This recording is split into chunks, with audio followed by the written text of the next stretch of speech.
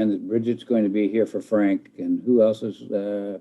Yep, and we all have Councilor Kirk in for Mayor Jones and Banks. We've not met, Martian. Hello, I'm Roy Rogers. Nice to meet you. At least a face anyway. Nice to meet you too, sir. Thank you. I'm catching names here as we go. Stephen, there's Pete. Did you say that you didn't think he was? Yeah. Okay. Okay, yep. All right, so Greg is off the hook.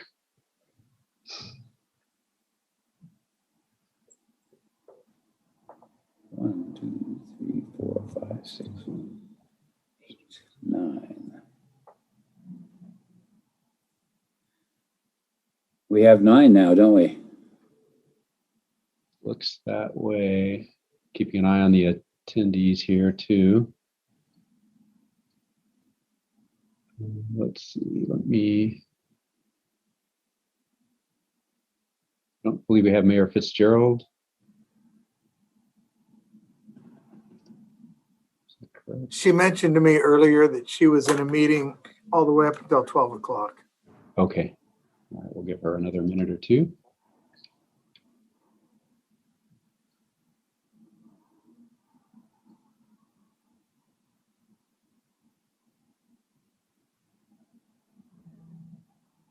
Right.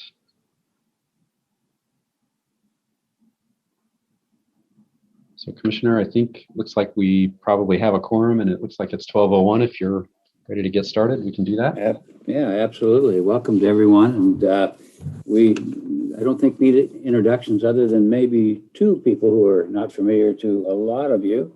One of them was Bridget. Of course, we know each other from Tualatin, but you want to just say hello?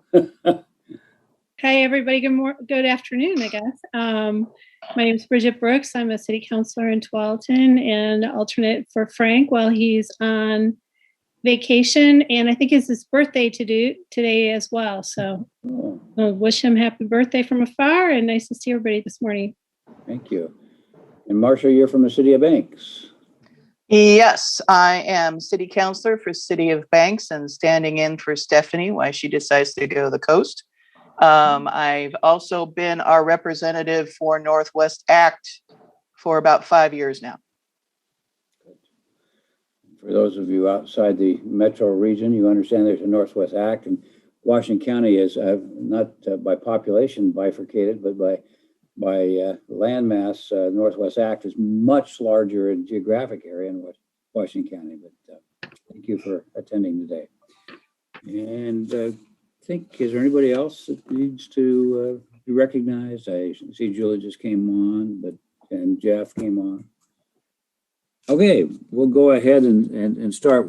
Are there any visitors' comments, Stephen? We did not have anyone sign up for visitor comments. All right, thank you. We can dispense with that. We've done a couple of introductions. You've got the roll call there. You know who's there. We have consideration of the June 14th of 21 minutes. Is anyone prepared to make a motion on that? Thank you, Steve. I see him scratching his head. I think that's a motion. I'll second Steve's motion. Steve. Thank you. Is there any questions, any changes, additions? Hearing none, all in favor? If we raise our hand, it's hard to hear voices. That would be great. Any opposition? Okay, unanimous. I guess, Bridget, you're going to abstain because you weren't there. Okay, perfect. We have before ourselves today the WCC bylaw amendments. They've gone through at least 3 times before us before. We've had plenty of great suggestions and alterations, and where we're at today is to take some sort of a motion to approve and then to have discussion. So if we can at least get it on the table, that would be great.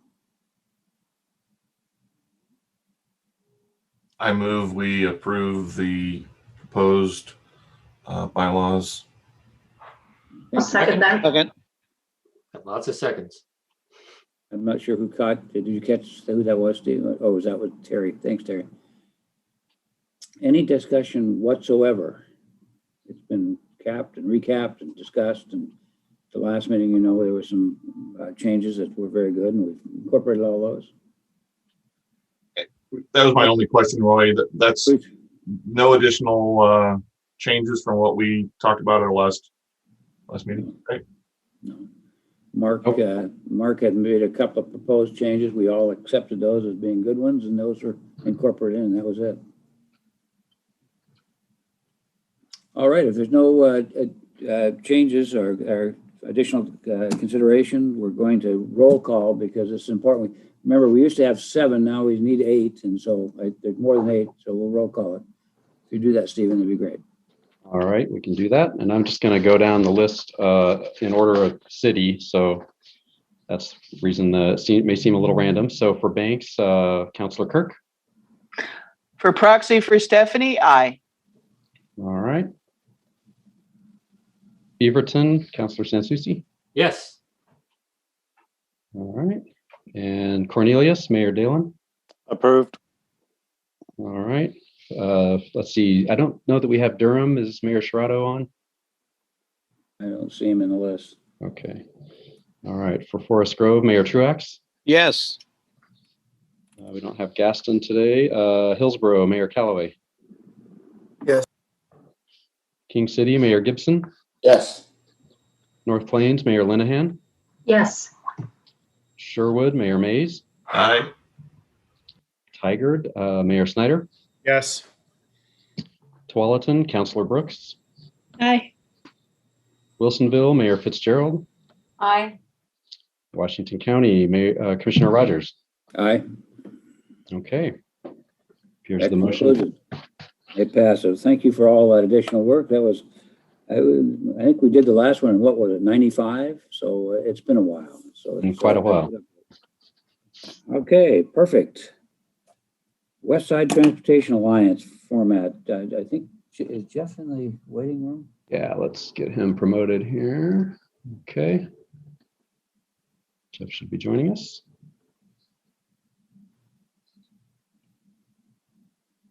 All right. Am I on now? You're on now. Yep. Okay, great. I think Whitney was going to run the slide deck. Thank you, Whitney.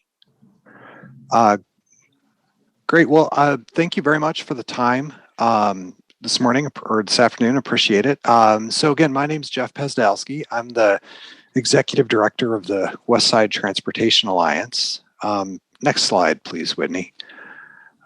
So just as background, West Side Transportation Alliance, we're a nonprofit organization and we work with businesses and governments here in Washington County with the goal of reducing the number of employees that are driving alone to and from work.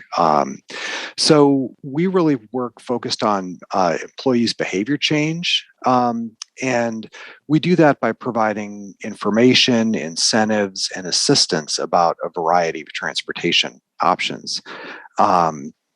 Next slide, please, Whitney. And recently, some of the conversations that we've been having with our member organizations have really been focused on how to sort of continue and promote bicycling and walking for people, since for a lot of folks that have been, teleworking, that had become really popular, especially bicycling.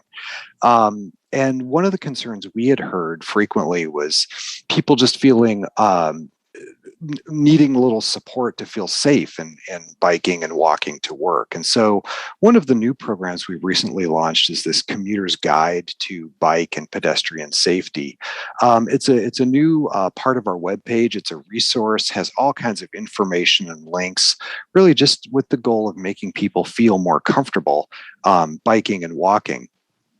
Included in that is also now an option, so individuals can go to this website and schedule a one-on-one consultation with WTA staff. So our goal is really to provide customized, individualized solutions to whatever challenges those people might be facing or whatever questions they might have. We also have an option now for people to request resources that will help them with being using active transportation. And so that they can request things like maps, route planning, suggestions, reflective gear, lights, those sorts of things. And then included in that whole project, we're also doing monthly workshops and trainings for folks, all kind of geared with safety in mind. Another new program that we've launched, part of these conversations we've been having with our members have been around e-bikes and really the potential for e-bikes to help more people use biking as a way to get to and from work sites. And so last month we launched a new e-bike trial pilot program where employees of one of our member organizations can sign up for this program, and they get an e-bike, or they can do a pedal bike too, but they can get an e-bike for a month. They take it home. They can use it for whatever kind of trips they want during the month. We ask them to commit to making a minimum number of commute trips during the month and to logging their trips. And our goal with this is really to just try to introduce people to the potentials of e-bikes.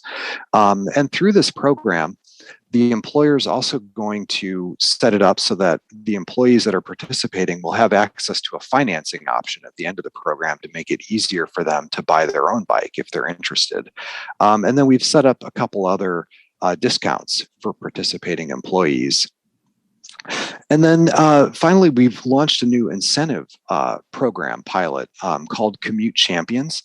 And that program is really modeled after successful employer-run commute benefit programs that have been successful. And this is a first step toward hopefully WTA being able to run a county-wide program on behalf of all of its member organizations to benefit employees throughout the county.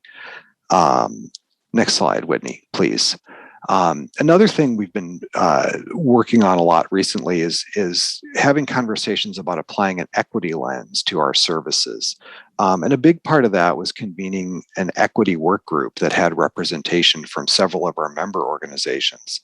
And you see that group recently approved a plan that really is focused on equity, outreach and engagement to prioritize the needs of underserved employees at work sites. And so now we're at the step of taking some of the recommendations from that plan and making plans to start putting those into action here in the next few months.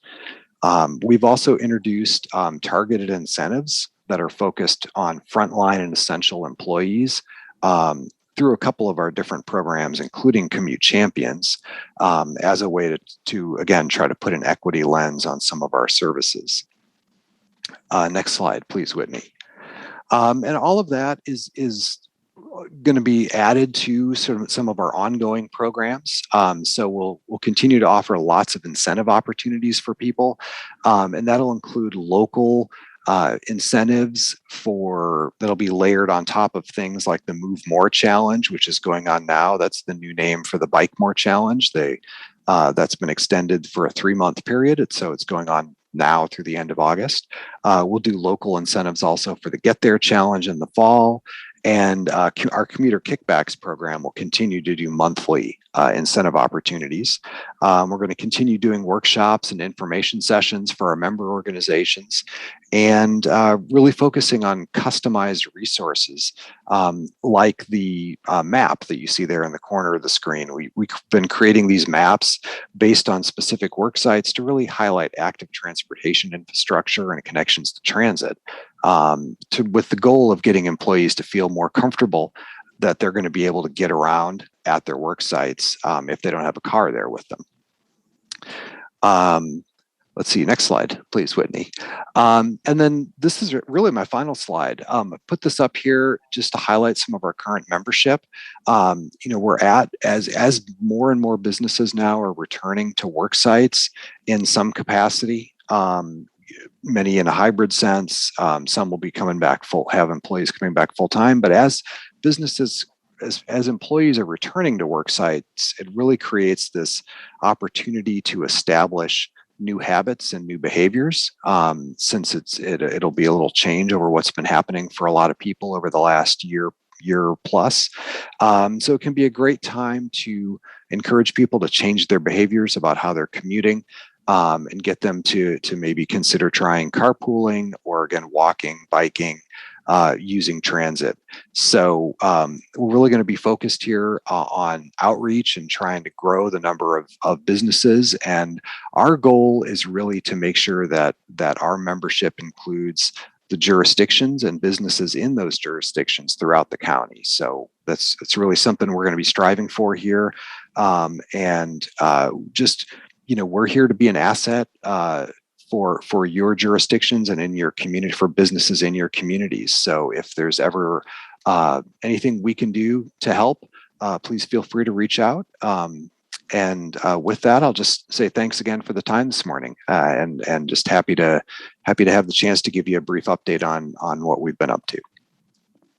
Thank you, Jeff. That was excellent. I have to tell you, I was in Europe a couple of years ago and tried an e-bike. I thought maybe that was a little wimpy of me because it wasn't real macho, but it was great experience. Those are wonderful ways to get around. Do we have any questions, Jeff, today? Yeah, please. Oh, I'm sorry, Marcia. Oh, sorry.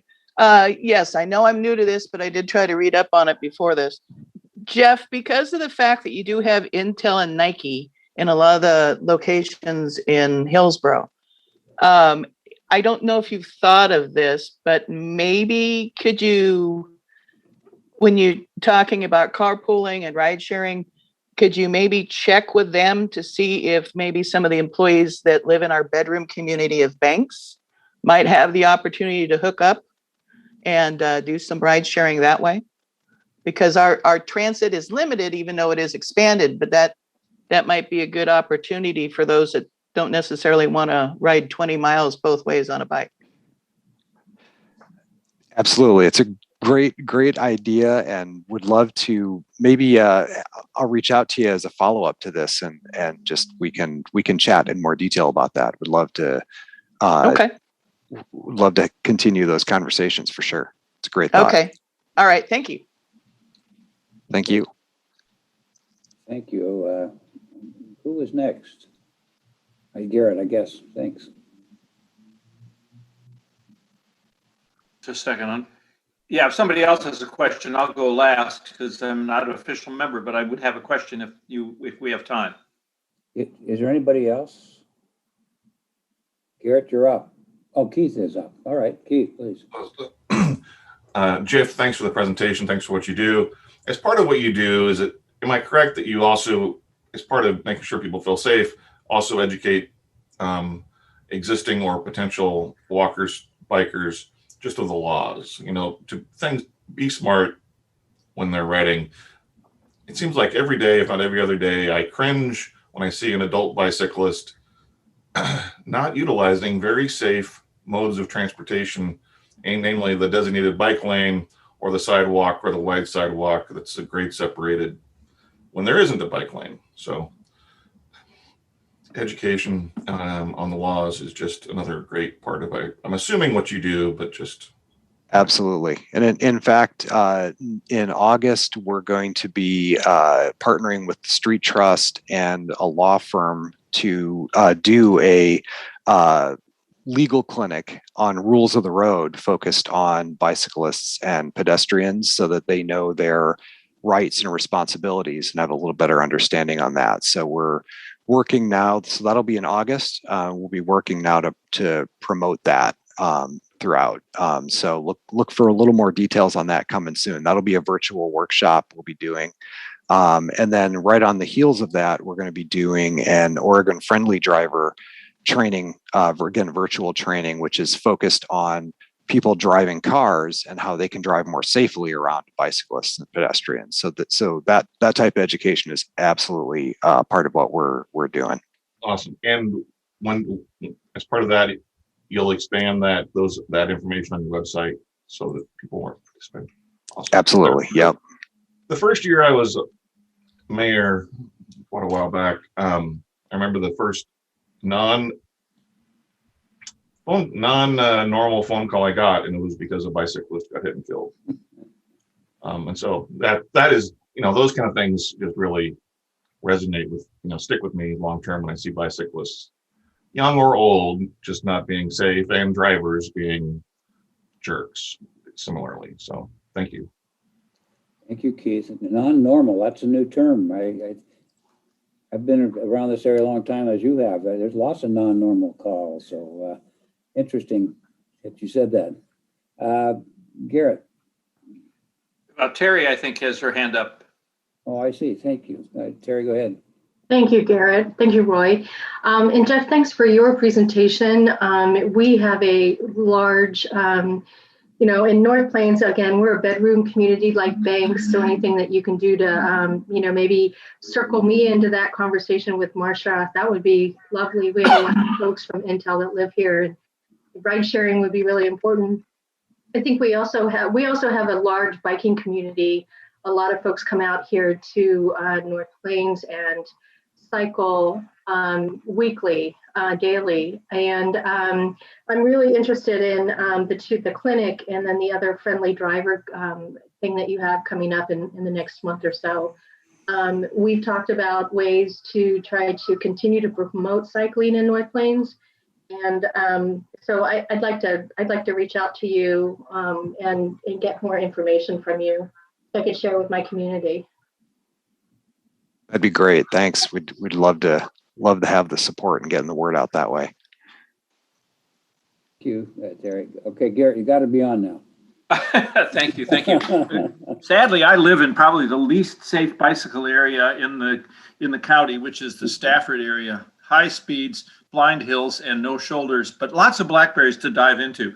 My questions are, first of all, since I'm a bit new to this, I don't know to what extent Metro supports this. I hope you can enlighten me a little bit. But my big question is there an app, or are you able to provide assistance to people who sign up for this as to the best and safest routes? I know that in Europe, in Germany, you can get an app and it tells you the quickest way to get to your destination by bicycle, the safest way to get to the prettiest way. I mean, it's all this stuff. Do we have anything like that here, or is there any way of developing it? We do. So actually the best starting point would be a website, getthereoregon.org. It's actually a platform that's supported by ODOT. And you can do trip planning in there, multimodal trip planning. So it'll show you walking, biking, transit routes. It'll give you all kinds of info on how much carbon you'll save by biking versus walking. So that's a good starting point as a resource. We also will, if people ask us, we'll help plan routes and do that on a customized basis for folks.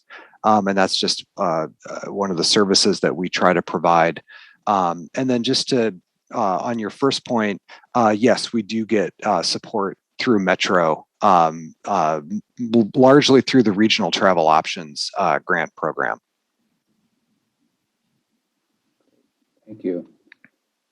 I'll take Bridget, and then we'll move on to the next one. Bridget, do you have a question too? Yeah, I just had a quick question. Thank you for your work. I really appreciate it, and reducing traffic on our roads. My question is about the electric bikes, and also just about flexibility with folks that want to bike ride because of weather or smoke or this or that. Is there ways to build the ride share? Is there ways to build flexibility into the planning for people? And my second question was, with electric bikes, I also am a social worker, so I think about people with different abilities, and I'm just wondering about abilities when we're thinking about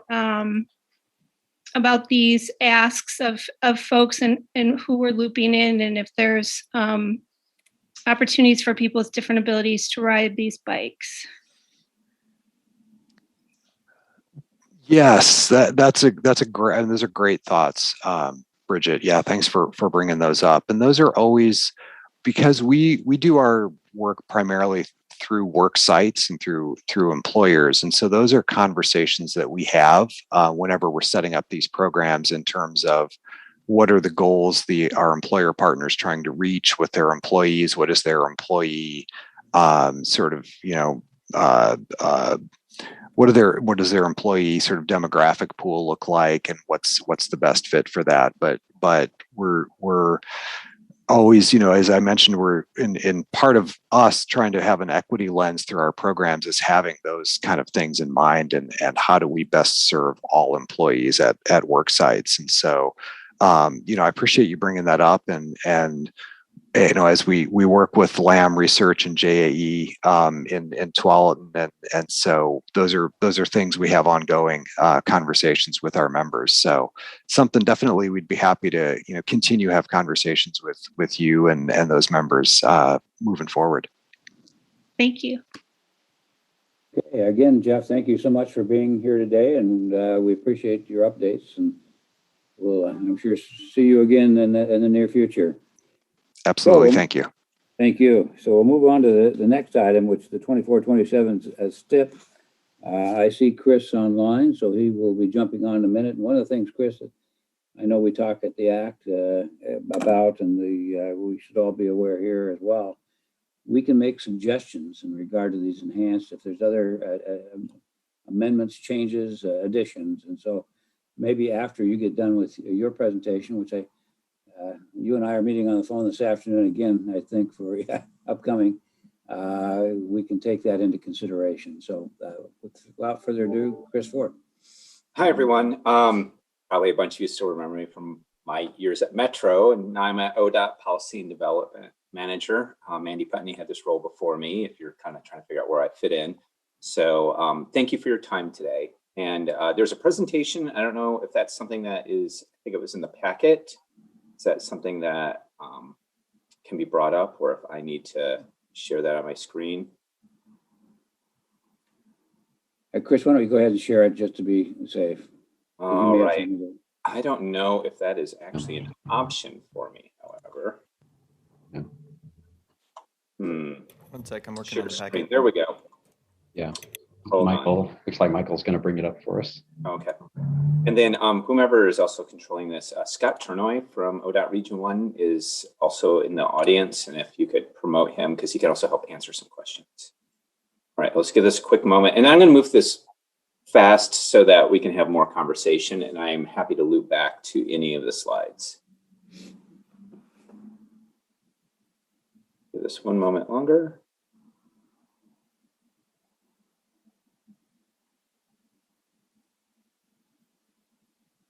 When I click on the link, it links me to your website, but not to the packet with the slides.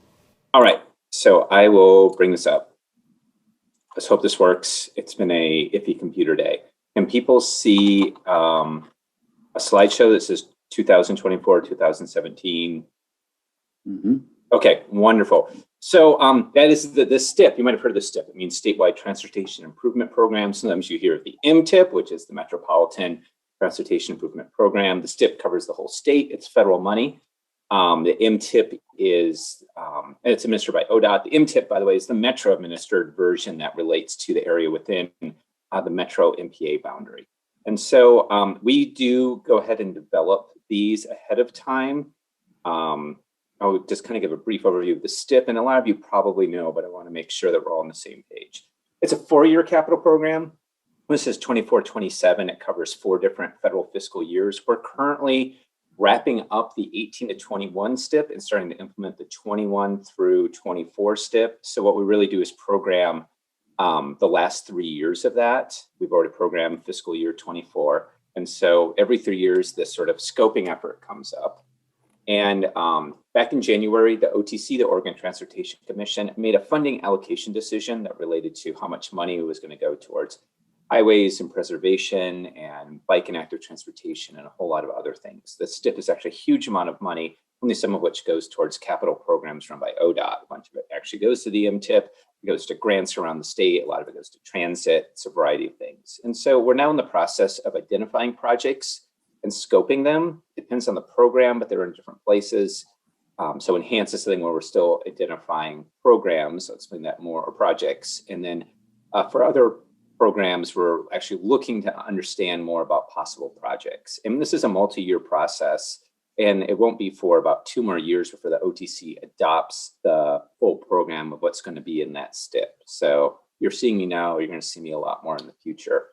And so these are these program funding allocations that were made. The right column is the current STIP, or the one that's kind of starting and we're starting to deliver. The 24-27 STIP allocations are there in the middle. And what you can see is there's a substantially larger amount of money in public and active transportation. There's substantially less money in enhance. And a lot of that has to do with the reason there's an asterisk there, both for 21-24 as well as for 24-27. A lot of those funds were actually HB 2017 funds already allocated out to projects. So what we're actually talking about statewide is $65 million for the current STIP. And we really weren't talking about that much discretionary money for the last one. And for most of the other programs, things are the same, and a lot of money is being allocated to the settlement on putting ADA ramps in. You see this ultimately adds up to billions of dollars, but we're also a large state with a lot of needs. And the scoping process is Chris, where the manager. Yes, Chris, before you, can you go back there, just so that everybody's well aware in that 24-27? The OTC makes those allocations.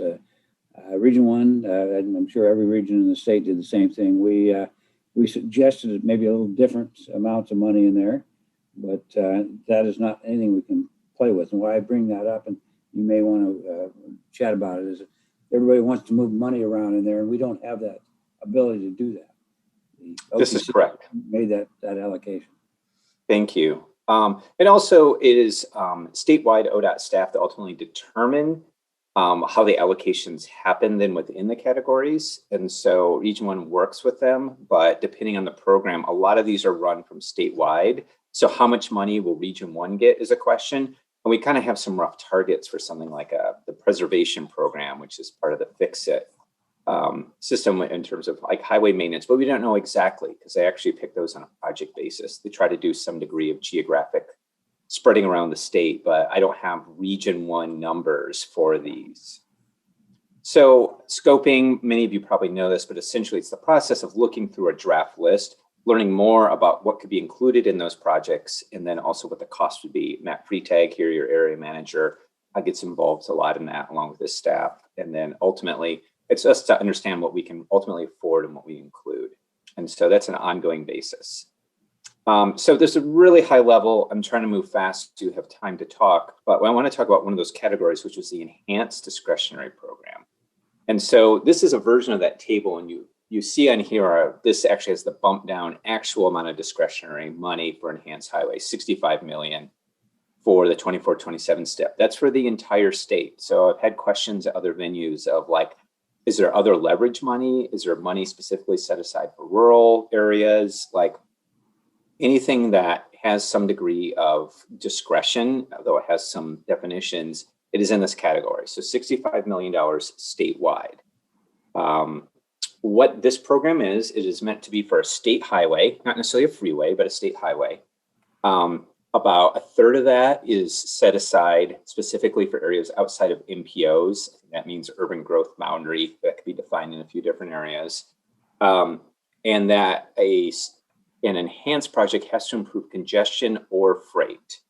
But what ultimately is going to happen is that Region 1 staff, as well as Region 5 staff, Region 3 staff, will submit a draft list of projects. And so with those, we need to explain a little bit of, does it have additional benefits? In particular, we're asked if those will be along the lines of safety, accessibility, equity, climate.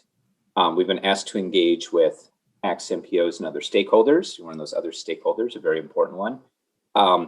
And this last statement is sort of helpful. You know, if there are other funds that are available from non-federal resources, particularly from local agencies, then that can help, depending. And also planning projects are eligible as well. This doesn't just have to be capital projects. And what we're in the process of going around and looking for input on what we've come up with so far. And we, Region 1 staff, have to submit proposals to a statewide project selection committee by the end of August. And then at some point in probably later September, we'll have a draft list to then scope. There will be some more engagement, and the final list will be set in the springtime.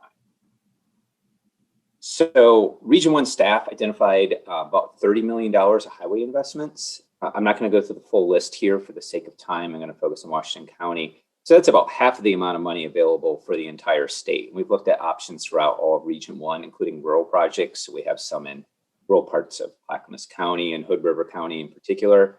And we applied those considerations. And one thing that's really important in any of these is project cost and readiness. Like, is this something that's going to go somewhere if we provide money for it?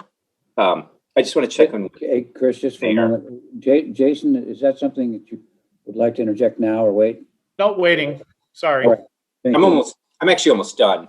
Okay. And so at the Region 1 Act in June, and we have another act coming up on August 2nd, we presented the list, the initial draft list that Region 1 staff came up with. And I'm just going to go through some of the region-wide options as well as one in Washington County, and then open it up to questions and conversation. And so some of the projects that are on our draft list are ITS work on I-5 throughout the whole stretch, really from the Boone Bridge all the way up to the Markham Bridge. It varies a little bit from northbound or southbound. And this would be kind of putting on those active traffic management signs and other ITS work in order to really kind of help with communication in order to improve safety and manage congestion. We have those in other parts of the region. If you put all these together, it would be up to $15 million. That whole collection, we could do less.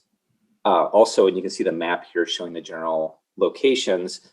Some of the other ideas are essentially the same types of projects, but in some key areas, including on US 26, and that's westbound from Sylvan to Cornelius Pass Road. Again, the same idea being that this would be a safety projects to invest in. And then the major project we identified in Washington County are the braided ramps in southbound 217. Some of that's an efficiency thing. A lot of that is safety. It's a top 5% SPIS location, which means it's actually, from a statewide perspective, a high crash area.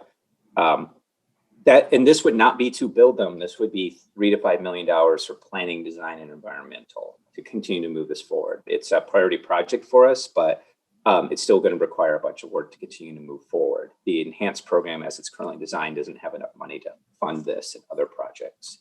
So that was, you've seen this already, and I'll leave here, but what we're doing right now is we're going out and meeting with notable stakeholders around the region. I'm actually also going to there's a TPAC workshop next week. I'll also speak at that venue. I'll be back at the ACT. And what we're looking for is input on the proposed projects so far from Region 1 staff, as well as if there is identification of higher priority projects that also meet the need and the project definition. So I'll turn it back to you, Chair Rogers. Thank you very much. Why don't we jump to questions? Jason, you had one, no. Yeah, question and input. Chris, thank you for the excellent presentation. You frankly highlighted a number of things I'm not going to repeat around the enhanced highway section, and you may want to put the slide up that was early on, I guess, to talk about the criteria, et cetera, as I'm speaking. And I appreciate you highlighting the Washington County project on 217 and the braided ramps, auxiliary lanes, and third lane extension.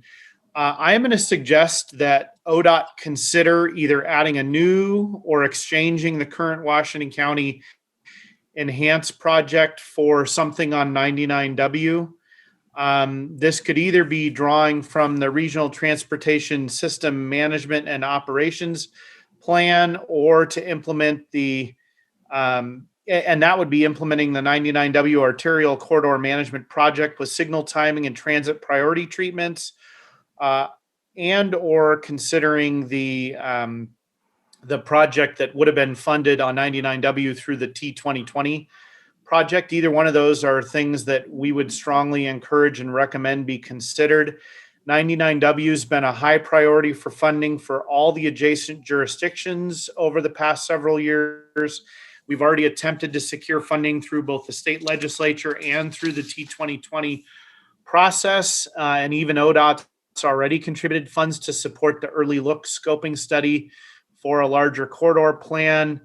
I anticipate that a project on 99W would actually score better against the safety, accessibility, equity, and or climate outcome objectives.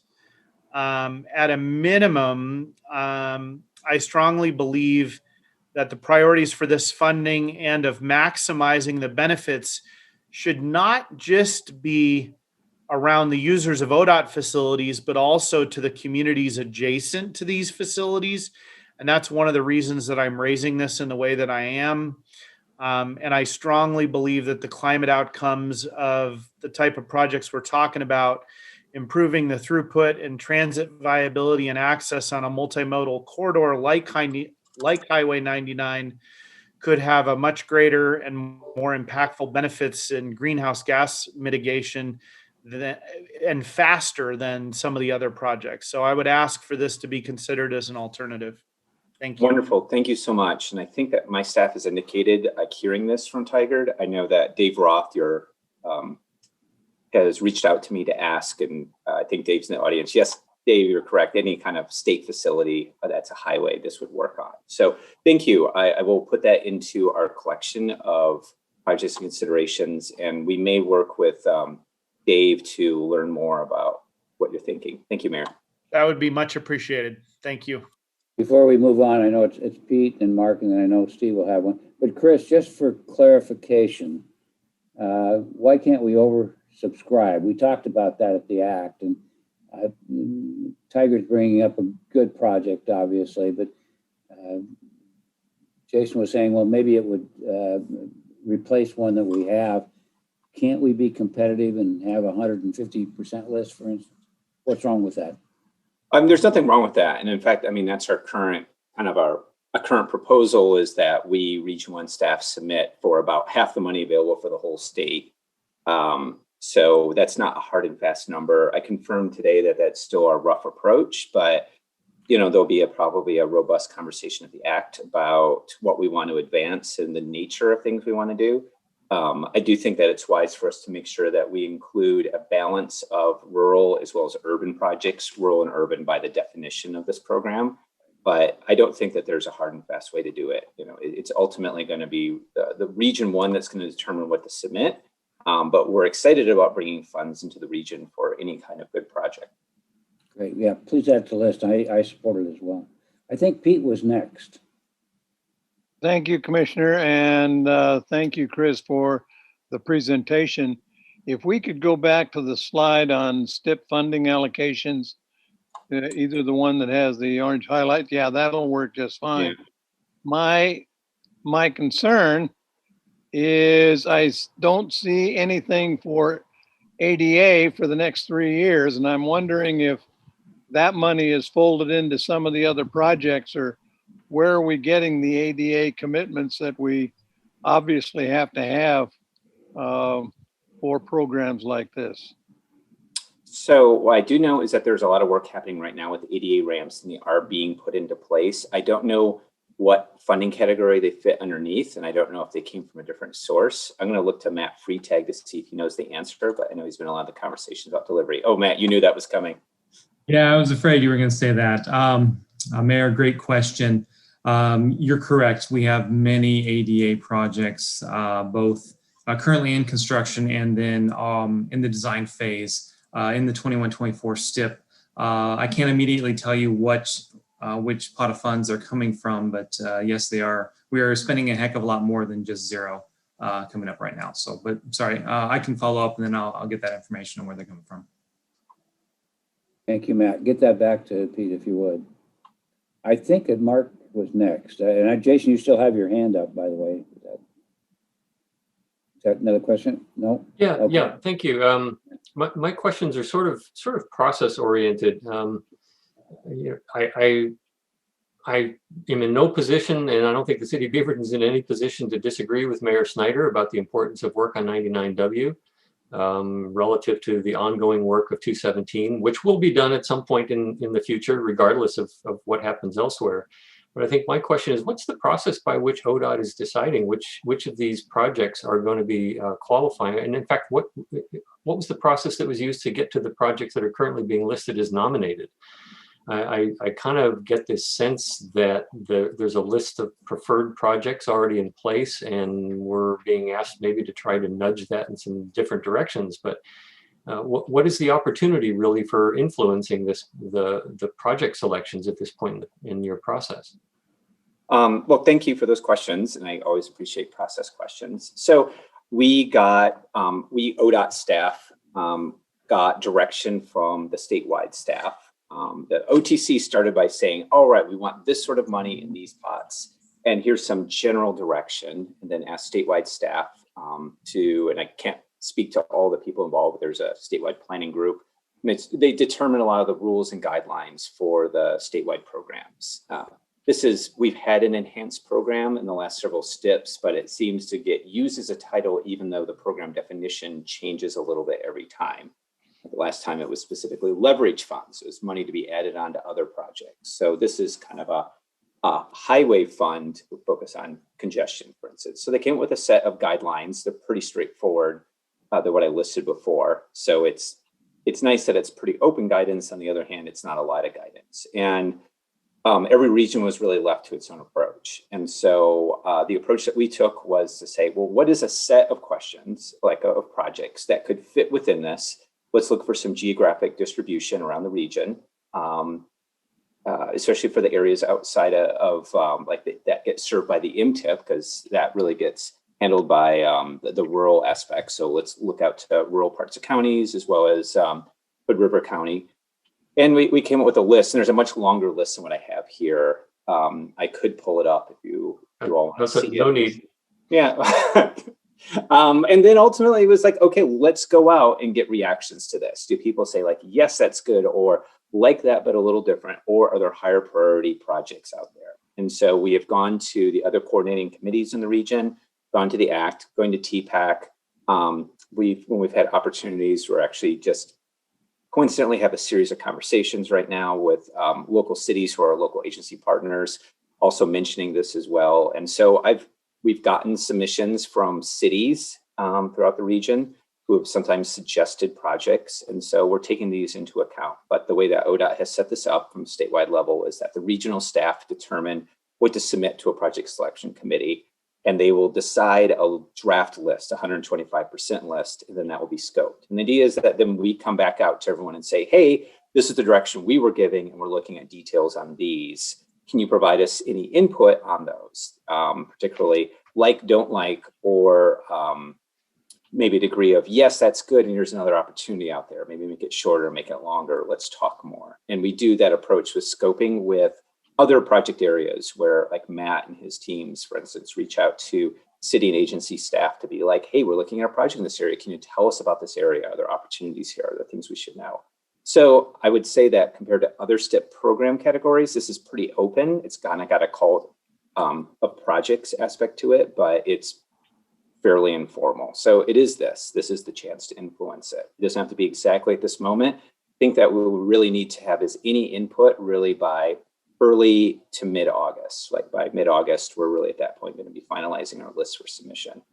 Well, thank you for clarifying that. And the other aspect of this is that the project on 217 that you did list as a potential project brings with it the presumption of a design.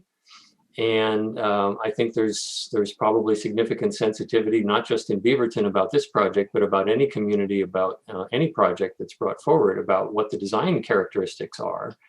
And I would hope that there continues to be openness and flexibility to discussion about design elements in a project such as the one pictured here, which would have a fairly significant impact on the ground here in our community. I'm sure Mayor Snyder would not want you to just go off and design something for 99W without consulting the city in significant detail. So I think it's really important from our point of view that any projects, whatever does get selected through the process that you've talked about, that any projects also involve continued ongoing consideration of local concerns in the choice of design. And I'm a little worried about this 217 one because it looks like a design's already been chosen. And I know there hasn't been a discussion with our city council about those design characteristics and their impact on our community. So thank you for your time. I appreciate it. I do hope we'll continue to have some dialogue over the next few months. Thank you so much. Chris, could I jump in for one quick moment there?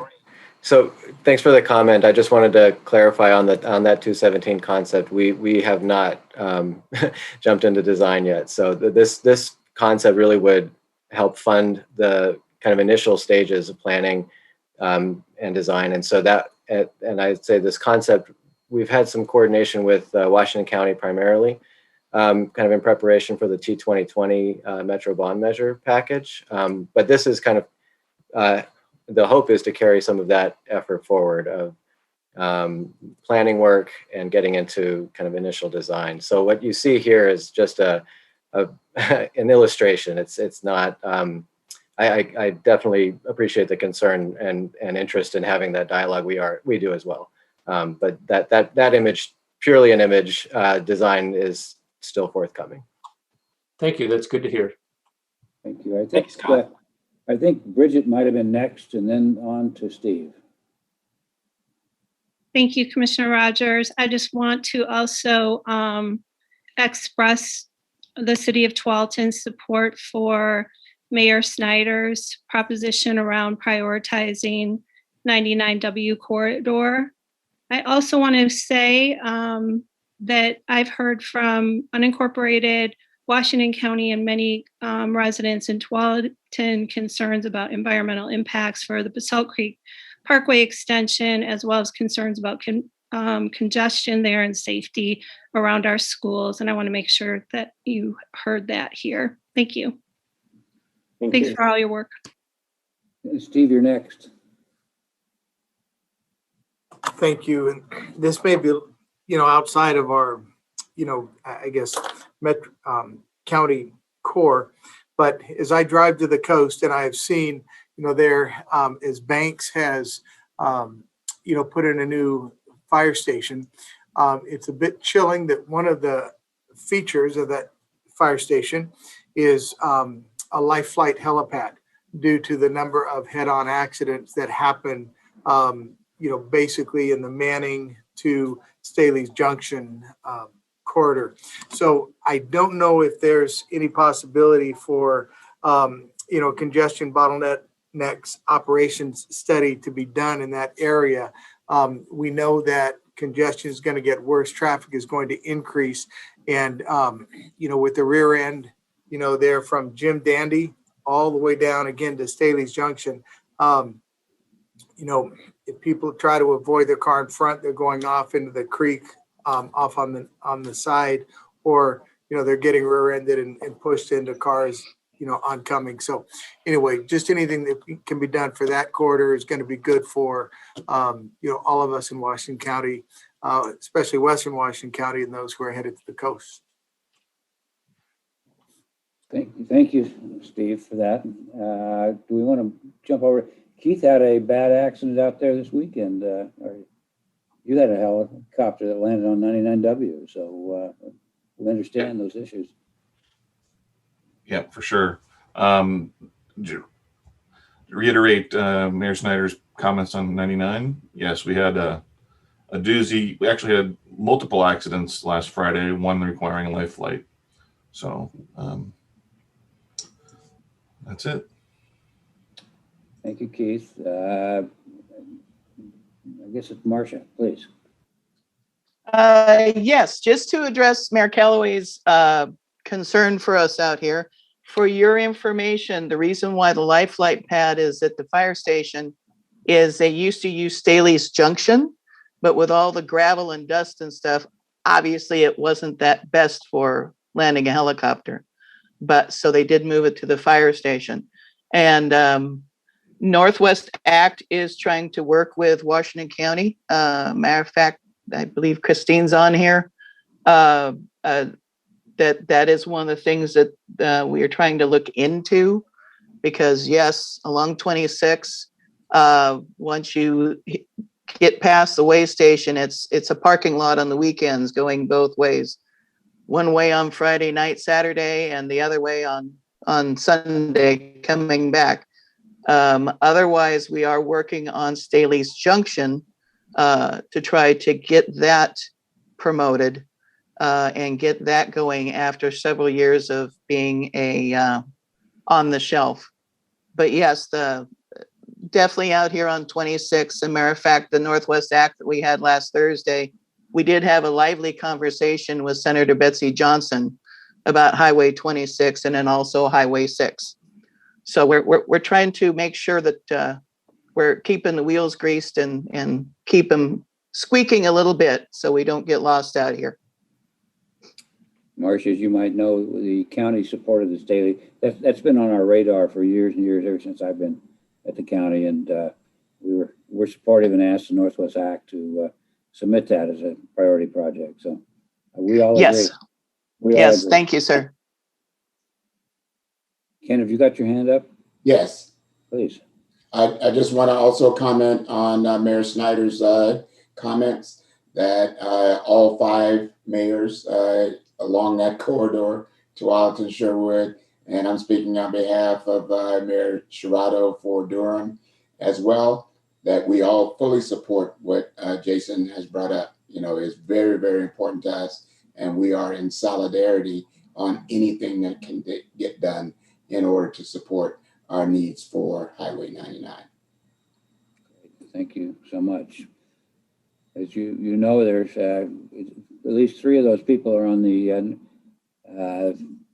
Region 1 Act, so it will be brought up for sure. Okay, I think that does it, Chris. Just some final information. If you would go through quickly the timeline, the projects will be submitted. Beaverton asked about how these were discussed, and really those came up from staff mainly. We've not had any robust discussion about anything, and so you're asking and soliciting information now. But you say the end of August is when we'll be submitting the list. So I presume, when do these have to be to the act so that they can have that discussion? Any requests, such as 99W or 217? Well, you know, we'll get to talk a little bit later today about the act and the agenda. But the right. I think that if we're going to have any, you know, it's kind of what we'll do there is present. Yeah, ODOT staff will probably recap where we're at. I can't fully speak to the exact presentation we'll give, but we have gotten input from a number of sources, and I don't know. It's a conversation I need to have with regional manager Winsheimer about, does he want to just share everything that we've gotten? Do we want to apply a filter to it?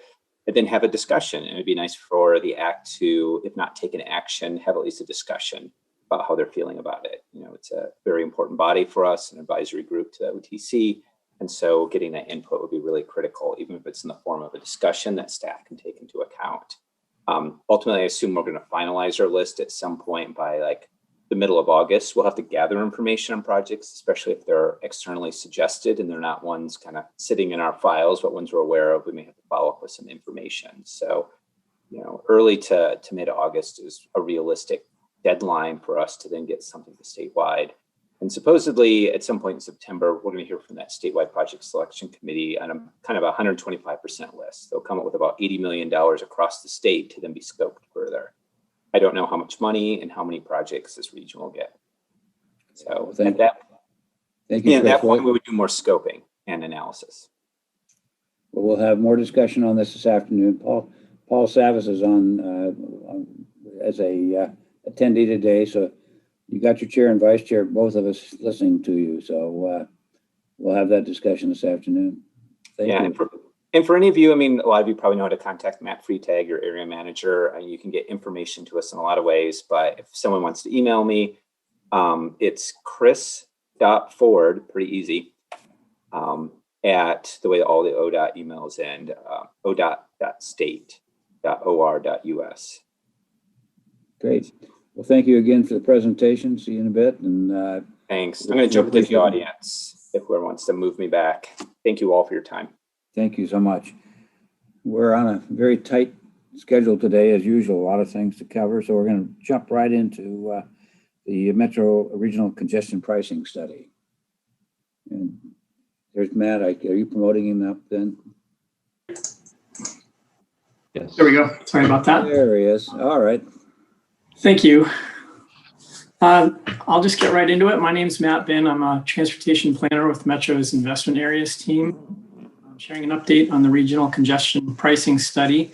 This is a study we've been doing to just learn a bit about different impacts of different congestion pricing strategies, largely through modeling exercise, consultation with experts. Next slide, please. So I'm going to quickly go through a project overview. What is congestion pricing? How do we measure its performance and the outcomes that we saw? We'll talk about the scenarios and high-level findings, a little bit about our expert review panel that we held back in April, and some findings and next steps. Next slide. So what is congestion pricing? It's at a high level, it's using a charge such as a toll on a roadway or a parking fee to reduce traffic congestion and greenhouse gas emissions. And that's basically done by changing traveler behavior, getting people to shift their travel times, getting them to travel less often, or changing modes, carpooling, changing routes, etc. Next slide. So in a planning context specific to this study that we've been doing, there have been multiple plans that identify the need for a study. They're listed here. More recently, the 2018 RTP and the Metro Council prioritized a near-term review of congestion pricing, recognizing that over $15 billion in identified transportation investments need to be paired with travel demand efforts. The projects that we've been looking at in the RTP aren't enough to get the job done. Next slide, please.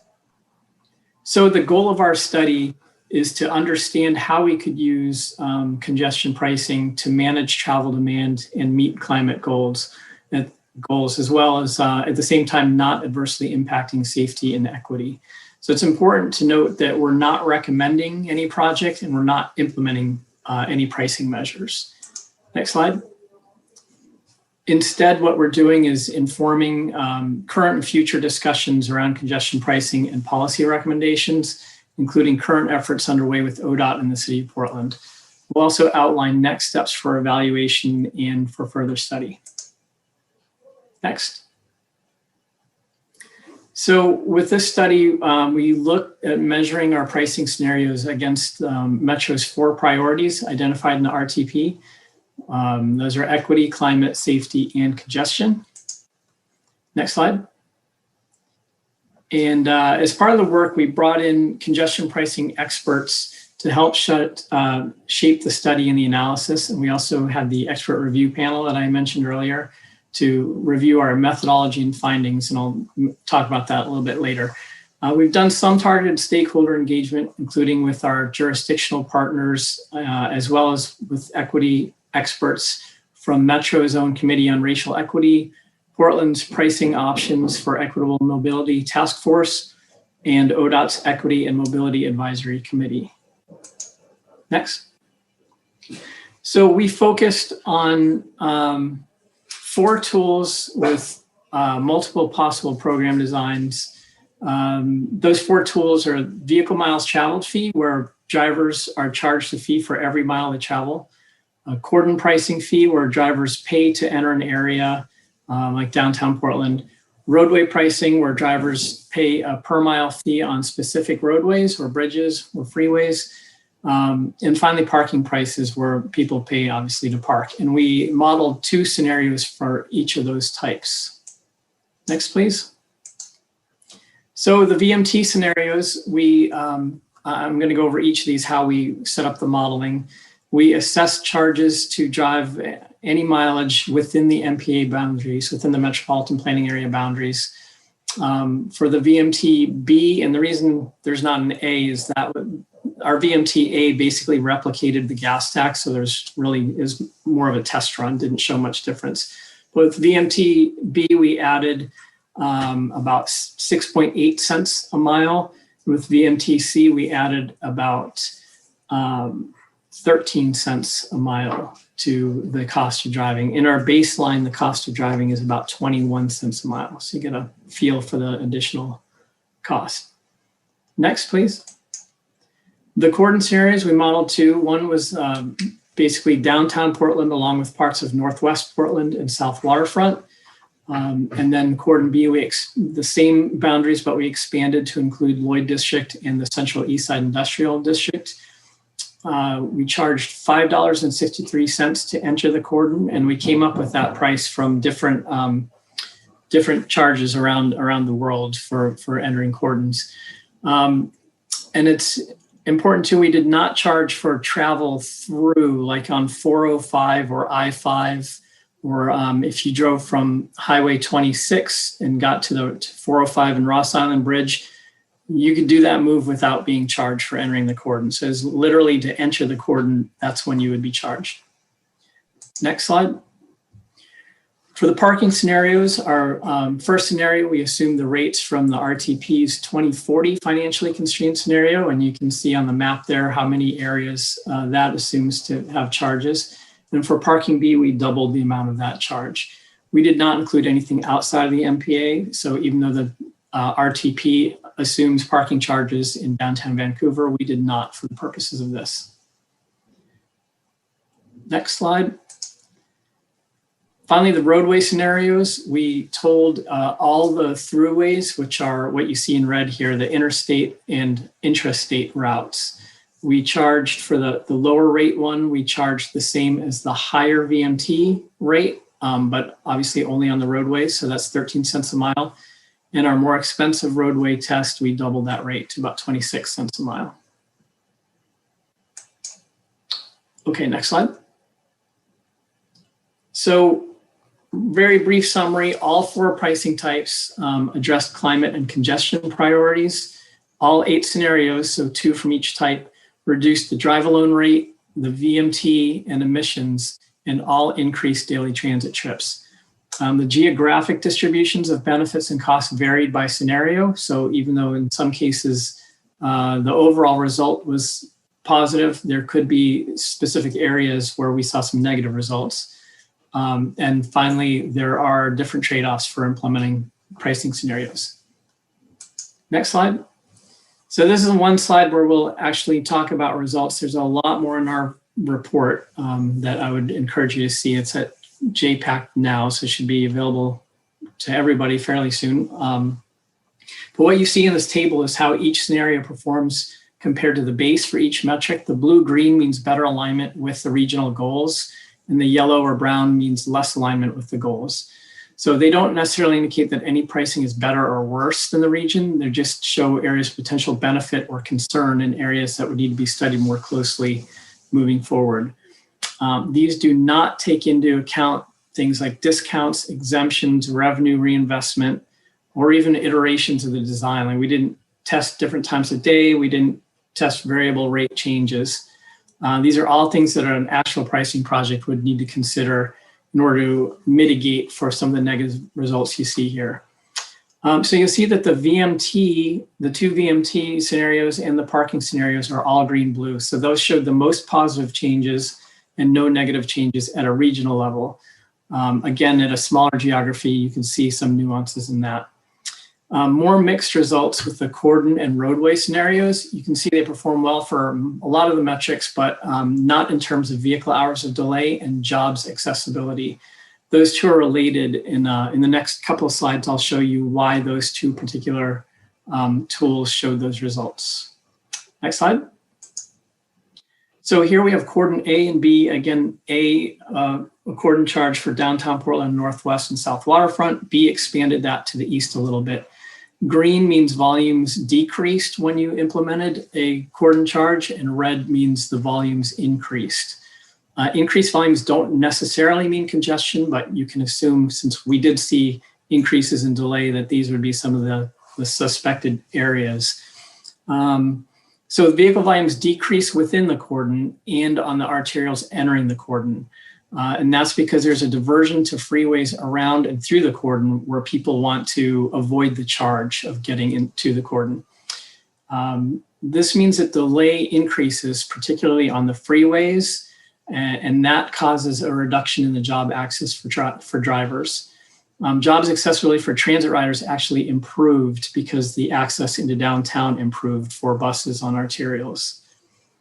Travel within the cordon is faster, and lower volumes within the cordon would be associated with lower pollution. And cities in Europe that implemented cordon charges, they found improved air quality. So that's another takeaway.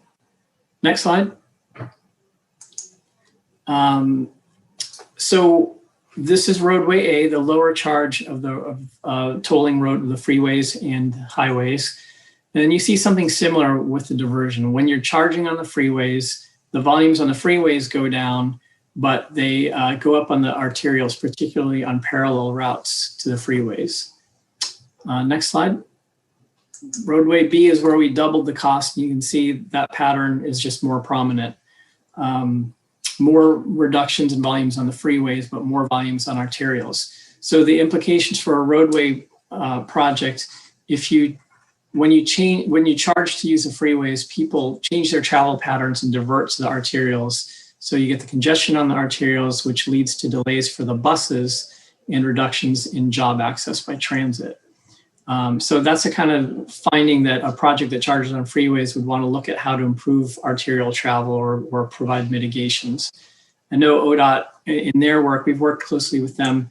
They've gone into a lot more detail about time of day charging. So that's where some of the results can differ from what we're seeing here.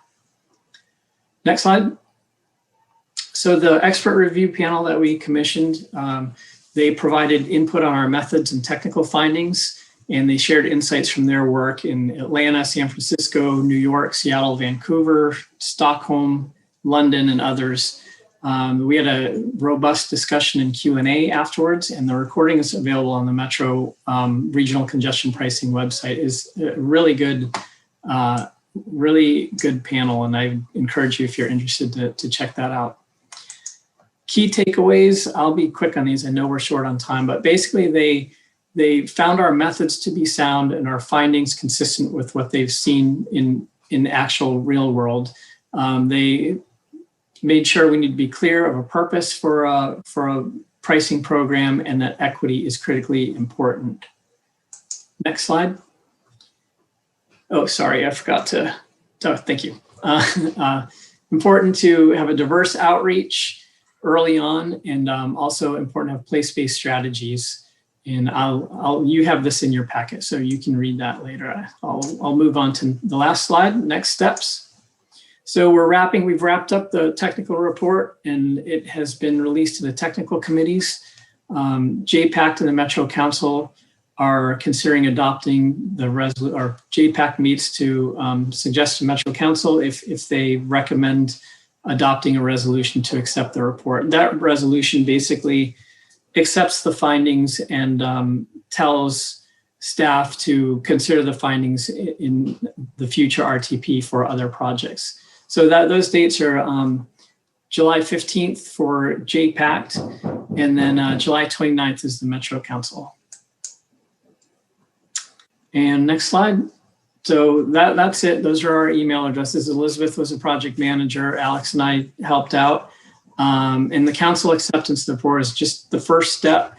There'll be lots of outreach as the 2023 RTP process is developed and those projects take this study into account.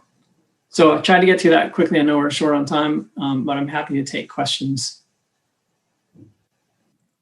Are there questions or comments?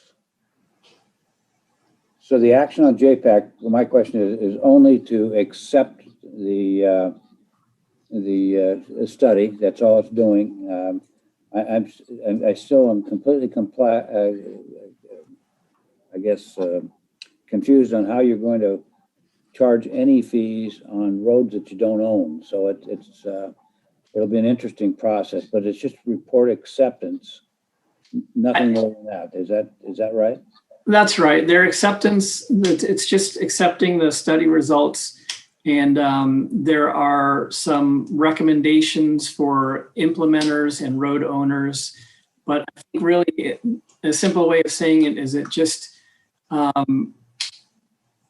provides staff, staff should be considering congestion pricing. And if we are doing congestion pricing, then we need to think about what we've seen in this study.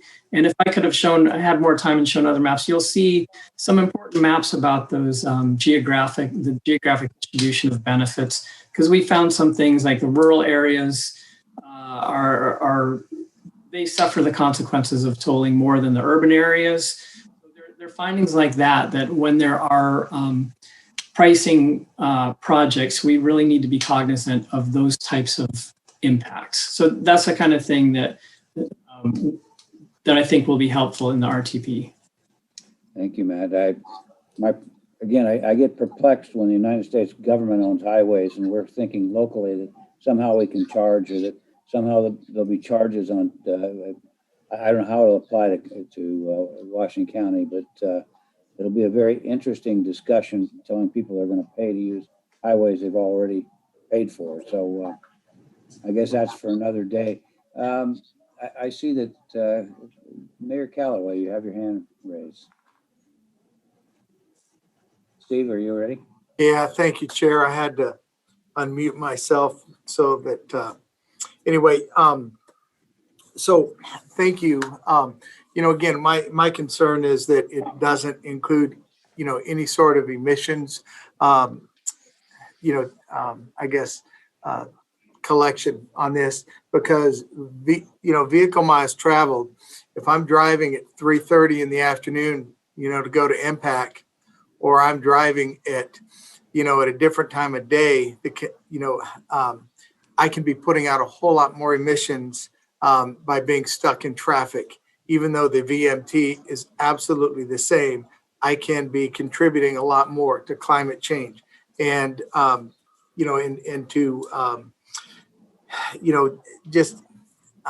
so I will still say it's a big miss for it not to be included.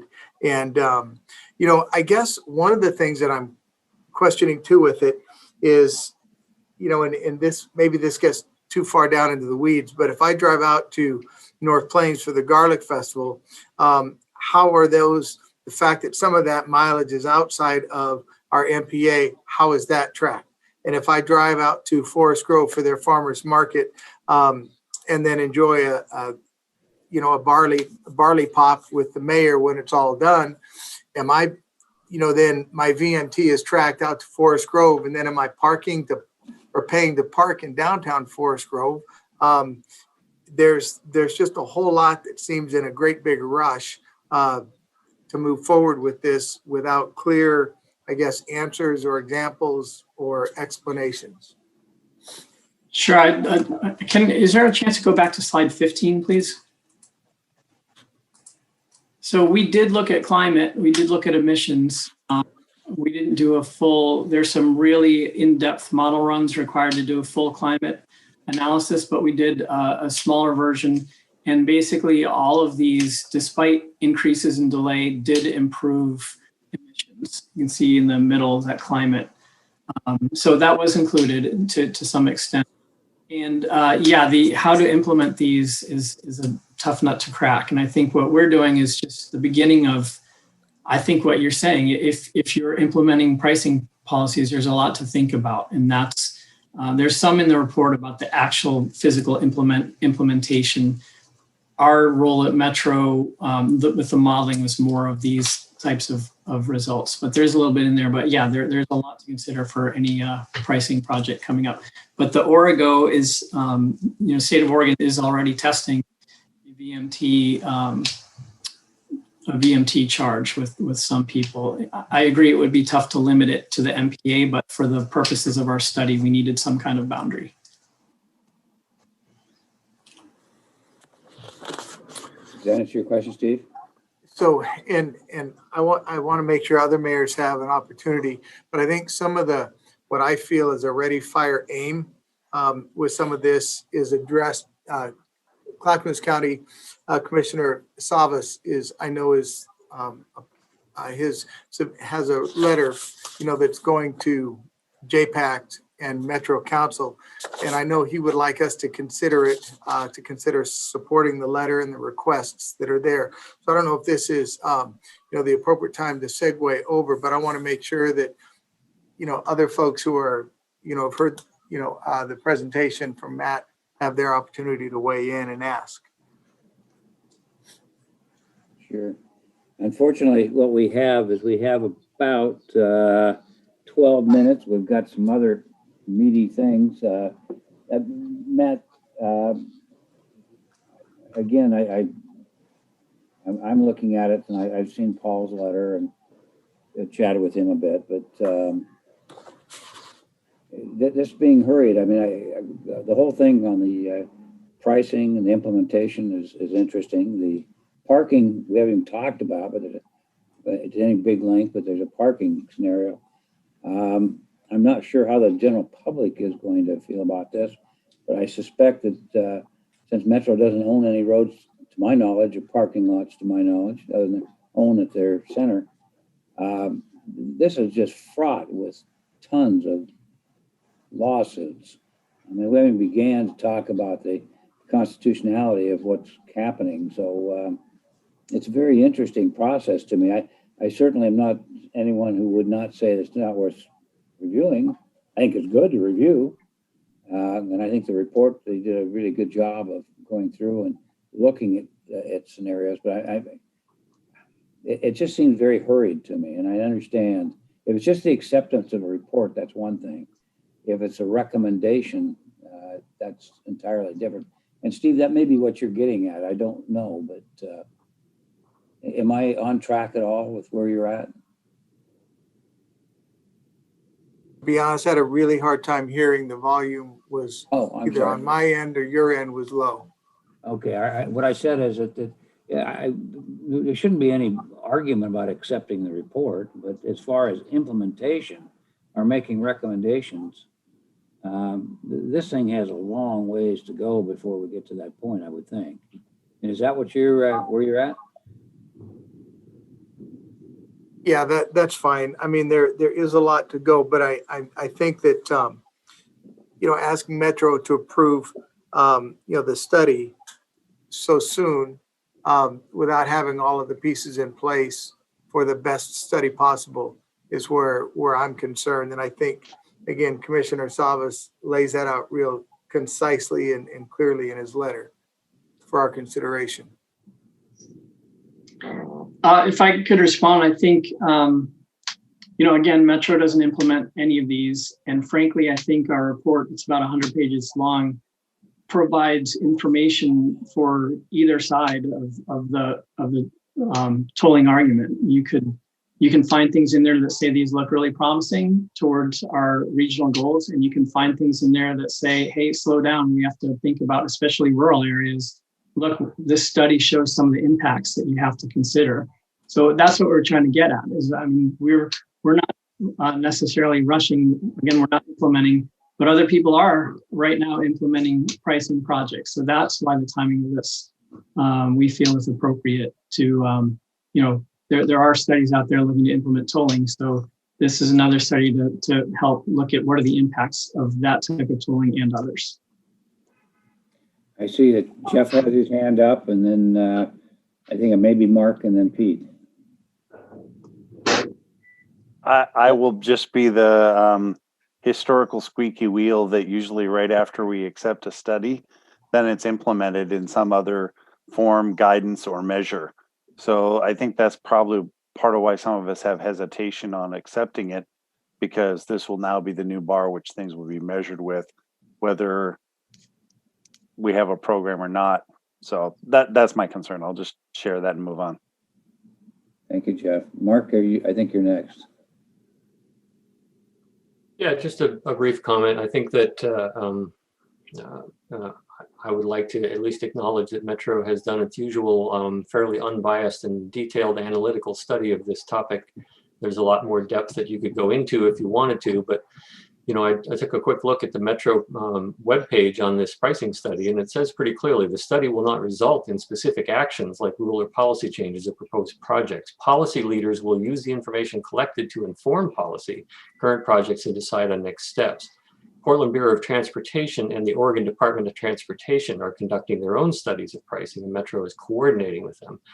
So it seems to me that if there's concern about whether and how this gets implemented, the Oregon Department of Transportation is the most likely place where that needs to be considered. And it might be worth asking ODOT to talk a little bit about what they're thinking currently, or what the legislature has been saying or OTC has been saying with respect to congestion pricing.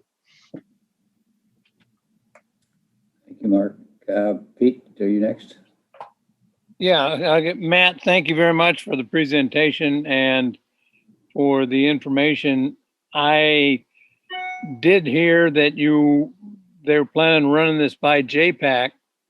I guess I'm a little bit concerned. My antenna always gets a little up when I don't hear the words impact out there. And I know that JPAC is concerned about advising the board or the council on transportation issues.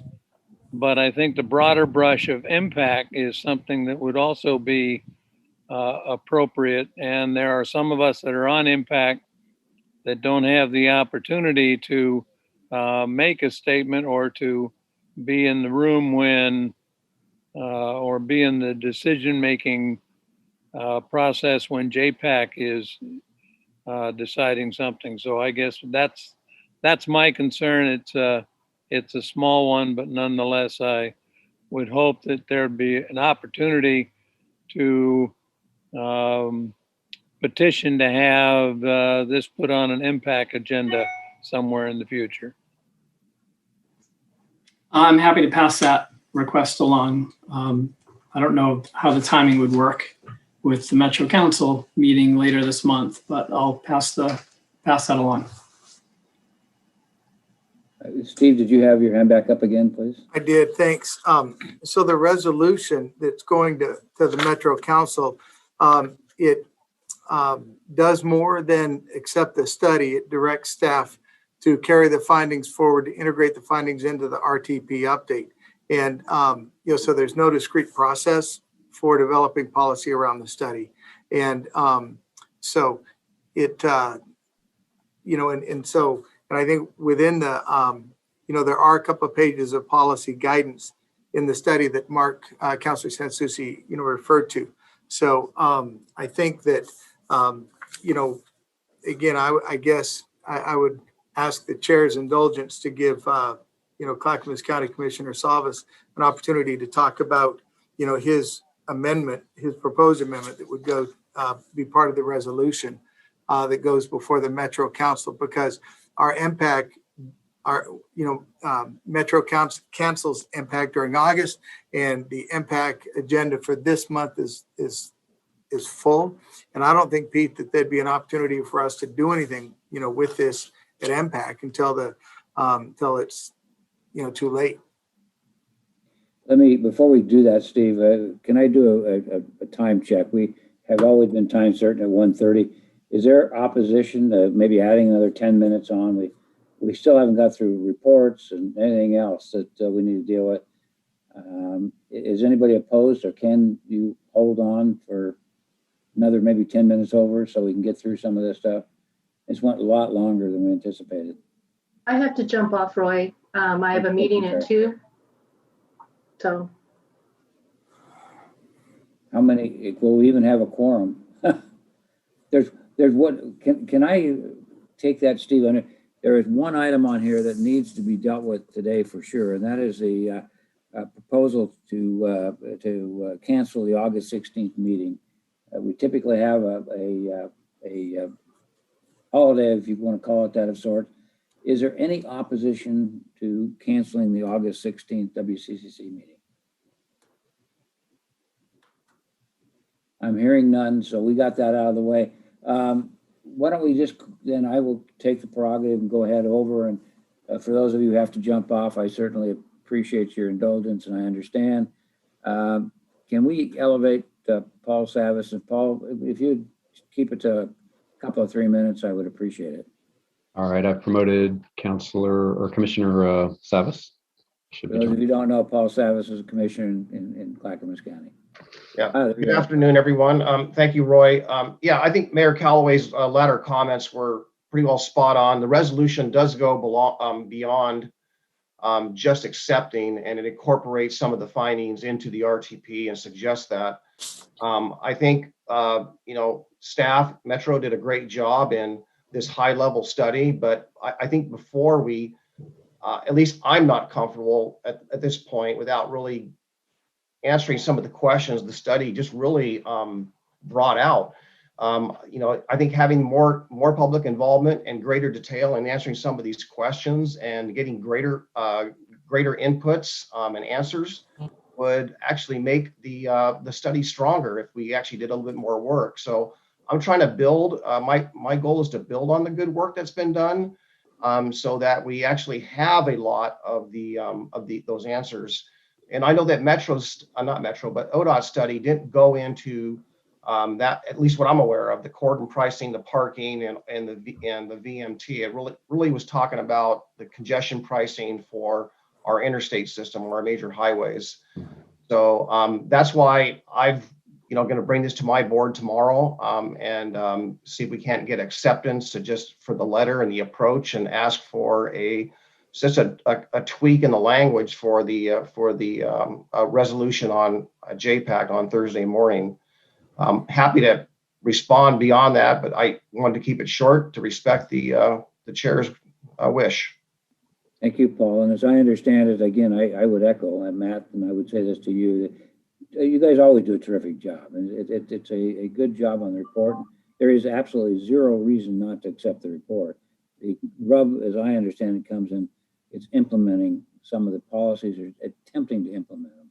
And that's a different story. It needs a little bit more time. Paul, am I on track with where you're at? Indeed, Roy. Thank you. Okay. And Commissioner, I was just going to say, I've got I can share my screen too. I've got, I know there were some concerns with the specific language in the resolution, so I've got some different iterations of it here that I can share. If everyone would like to see that. Yeah, please put it up. So can everyone see that now? Yes. Okay, so the current resolution is in black text here. It mentions incorporating the findings and recommendations and using them to inform planning, policy development, and investment priorities through the RTP update. Last Friday at TPAC, the staff JPAC committee, the language in purple was proposed. So it sort of removes the language about investment priorities. And then in the draft letter that Commissioner Savas mentioned is the blue language down at the bottom, which really encourages, I think, staff to continue working to refine the study and address some of the additional policy questions that may be in the report there, and then seeking additional council direction. And so, Paul, since you're still up there, what you're asking is that maybe the WCCC also support that language. Is that what you're asking? And maybe that's what Steve's asking. Well, yeah, I got a couple folks reach out to me from your county to ask that I come here today and just basically speak to this a little bit if that was the desire of the group. And so that's what I'm going to do with my board tomorrow. And I think having some support from Washington County would be great. And again, I think this is constructive, again, to build on the good work that has been done. And I think it'd be a value. I mean, I think opening the door in those other four pricing options, or the other three on top of the one, is a broader brush. And I think Mayor Truax's point about impact, there are land use implications of this. I think that's a great idea and a great addition as well. That they should be part of the further public outreach that I would suggest, as well as the 25 cities in the metro boundary that should have a greater level of involvement. We own that infrastructure. And I think as owners and the operators of the infrastructure, the safety implications, traffic accidents, pedestrians, bicyclists, everyone that would be impacted from diversion, let's just say, or workarounds or rerouting, would have impacts to all of us. And I think we are already suffering from the implications of a death or traffic accidents already. Thank you, Paul. I'm going to cut you off, my friend, and get back to our committee. Is there something, Steve, that you want to propose? Well, I don't know if we need a formal motion, to say we support Commissioner Savas's draft version, or if you just, Commissioner would prefer to see some nodding heads that you do have some, general, albeit maybe unactionable support, if that makes sense. But I'm happy to, to propose that we, voting is good. Voting is good. Voting is good. All right, then I'm happy to make a motion that we, promote Commissioner Savas's version, as the resolution language. It goes towards, JPAC for consideration on Thursday. Thank you, Mayor. Is there a second? Then we'll get into discussion. Second. Okay, Mayor Mays. Pete, you had a comment. You had your hand up. Yeah, I'm just, maybe the tin can and the string isn't tight enough between Forest Grove and Washington County, but I never got any of this information prior to today's meeting. This is the first time I've seen this slide deck on all this stuff. And now and Commissioner Savas's concern is being raised here. And I think I was tempted sort of to vote no. I will vote yes on the resolution but I'm doing so saying we need to get this information a little bit sooner, either from the county or from when they put together the agenda and the file, or we need to get it from Metro a lot sooner than this afternoon. And that concerns me a little bit, concerns me a lot, but I will vote yes, because I hope that slows it down. And I do share Commissioner Savas's. I thank him for his comment regarding land use. So I'll shut up. Pete, just for your information, I was just getting it yesterday myself. So I didn't know either. This is all very new. Jeff, did you have your hand up and want to say something, or you took it back down? Yeah, I think the vote is very important for the purposes that either Steve or I are representing this group at the presentation on Thursday for JPAC. We need to be able to really convey a strong message. And if this group votes in favor of the Clackamas County Commissioner Savas's recommendation, that carries a lot more weight than us just having talked about it. Thank you. And Marshall, you have a comment as well? Just the point that I do back definitely Forest Grove, Hillsborough, and Cornelius with this, even though we're not a metro. Obviously, we're going to be impacted, especially if they do continue to keep Highway 47 and at Forest Grove in that. Thank you for your comment. Is there anything more before we call for a vote? All right, would all those in favor raise your right hand? Any opposed? Okay, I think Steve, Jeff, you have a resolution by this group. Commissioner Rogers, just a quick point. Beaverton's going to abstain from this one. Thank you, Mark. And Chris, do you have something that I see your hand up? Oh, you're on mute, Chris. Yeah, I was going to text Stephen, but I couldn't text that fast. So I just want to know how we follow up with this. Are you okay with for our JPAC reps to say that WCC supported your proposal, or is this something that you want to have submitted in writing? I would suggest probably a letter. Okay. I just want to be clear. We'll get it out. We'll turn it out right away. All right. Well, then, thank you all for that. It's a lot of late breaking, and I'm getting up to speed as well. The MPAC agenda, you want to jump into that, Pete, real quick? Yeah, there is, the next meeting is July 28th. We'll have updates on the housing bond and on SHS update. Emily Lieb will do the housing bond update. Patricia Rojas on the supportive housing services. And then it will most likely be a legislative update as to Metro's feeling how their calendar or how their agenda went in Salem with the legislature. I think the meeting that you have tomorrow, Roy, with the board also contains some conversation about Washington County's legislative agenda and the results thereof. And I think we would be well serve to take a look at that particular agenda, especially for those of us cities that don't have specific lobbyists in Salem, but the Washington County legislative agenda, I think, is important to all of us. So that's what I have in the parking lot coming up. There will be continued discussions with housing and SHS.